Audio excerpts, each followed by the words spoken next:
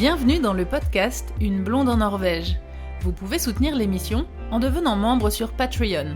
C'est une plateforme de financement participatif avec plusieurs niveaux d'abonnement. Vous avez accès à tout ce contenu exclusif à partir de 2 € par mois. Vous pouvez aussi faire un don unique avec PayPal. Le meilleur moyen pour faire connaître le podcast est d'en parler autour de vous et de partager les épisodes. Et surtout, vous pouvez laisser un avis avec des petites étoiles sur Apple Podcast et sur Spotify.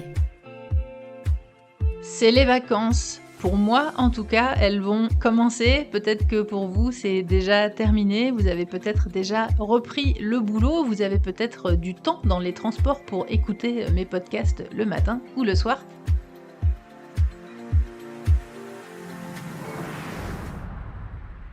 Je pars quelques semaines en vacances. Donc petite pause pour le podcast et ça reprendra en septembre.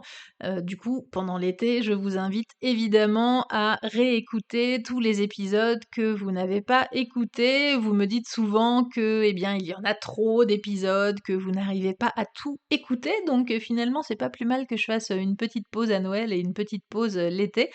Donc profitez-en pour réécouter, il y a plein de podcasts qui sont très judicieux d'écouter l'été. J'ai traité des saisons par exemple, donc j'ai fait le printemps, l'été, l'automne, j'ai fait l'hiver aussi, donc vous pouvez écouter évidemment tout ça. Il y a des podcasts sur les conseils pour voyager. Il y a le podcast sur les fjords, il y a le podcast avec Agathe qui nous parle de son livre. Il y a vraiment plein de podcasts qui peuvent être très judicieux de réécouter l'été. Alors mes amis norvégiens me demandent tout le temps l'été, ah ça y est c'est les vacances, vous rentrez en France? Mais non! L'été je reste en Norvège et je profite de ce beau pays, je vais pas rentrer en France pendant l'été. Je rentre en France en général une seule fois par an, à Noël je reste assez longtemps puisque je pars en voiture. Donc j'ai 2 jours à l'aller, 2 jours au retour, donc pour que ça vaille un petit peu le coup, faut rester quand même un petit peu sur place. Et puis c'est vrai que comme je ne vois pas beaucoup ma famille, je reste un peu plus longtemps pour profiter d'eux. Donc en général, je reste entre 2 et 3 semaines là-bas pour Noël. Mais l'été, c'est vrai que déjà moi mes parents ils partent en vacances eux-mêmes en France, mais ils partent ailleurs, donc ce serait compliqué pour les voir en fait, parce qu'ils partent en camping, donc ils sont en caravane, donc je pourrais même pas loger avec eux, ils louent pas une maison, ou enfin ce serait compliqué finalement de voir ma famille l'été.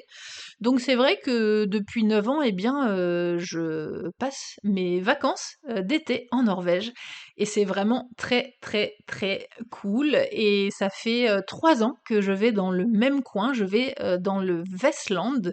Il y a 3 ans, j'étais à Fjarland. L'année dernière, j'étais pas très très loin de Fjarland, on était plus vers Førde. À la base, on voulait s'approcher de Bulandet, c'est un archipel d'îles en fait qui se visite à vélo. On voulait faire ça, on n'a pas eu l'opportunité de le faire l'année dernière. Mais en fait, c'est un coin que moi je connaissais pas très très bien, parce que c'est un coin dans lequel on passe quelquefois en bus avec les groupes de touristes. Mais en tout cas, c'est vraiment un endroit où on passe et où on ne s'arrête pas, donc c'était un endroit qu'on connaissait pas trop.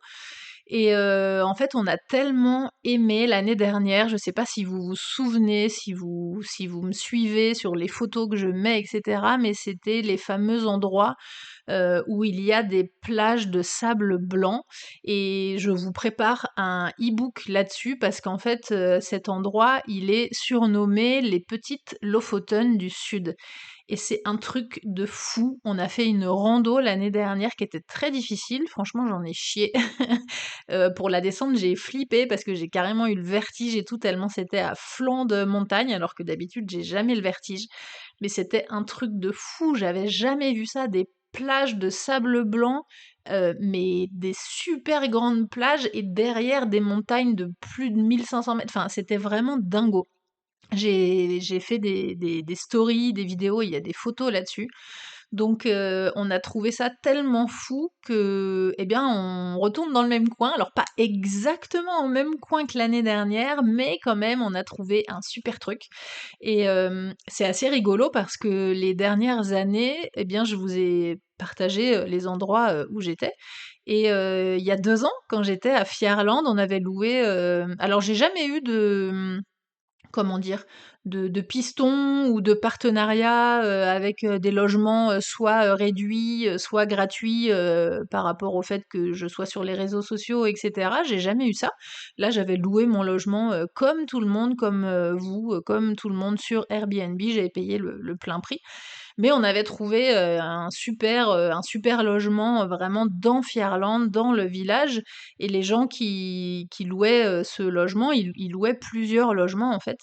Et vous êtes 2 à me suivre et à avoir vu, en fait, l'endroit et avoir dit: «Mais nous, on est dans le coin et on cherche un logement et c'est trop magnifique, on connaissait pas, on va venir et tout» et du coup, je vous avais donné les liens de cette personne-là qui louait, les chalets et vous êtes venus, entre guillemets «grâce à moi» et ça, c'est le plus beau des cadeaux parce que du coup, c'est vraiment le but de mon site, de tout le début, de la création de Une blonde en Norvège, du site, de la chaîne YouTube, du podcast, de tout.